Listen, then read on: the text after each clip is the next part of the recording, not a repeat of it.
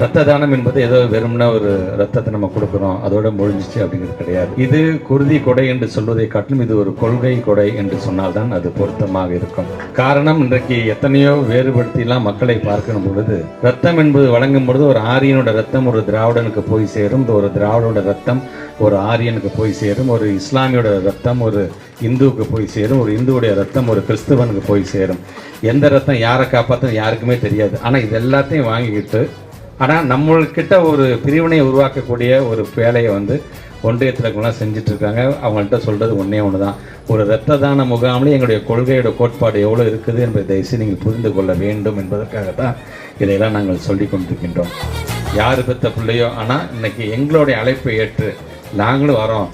நம்ம உதயண்ணனோட பிறந்தநாள் தானே, நாங்கள் இரத்த தானம் தரோம் என்று வளர்ந்துருக்க நம்முடைய இளைய சமுதாயம். அதனால தான் நம்முடைய தமிழ்நாட்டுடைய துணை முதலமைச்சர் சொல்லும் பொழுது, கட்டுப்பாடே இல்லாத 1 கோடி கூட்டம் எங்களுக்கு தேவையில்லை, கட்டுப்பாடோடு இருக்கிற 1 லட்சம் கூட்டம் போது நாங்கள் நினைச்சதை எங்களால் சாதிக்க முடியும் என்று மிக தெளிவாக அழகாக எடுத்து சொல்லியிருக்கிறார்.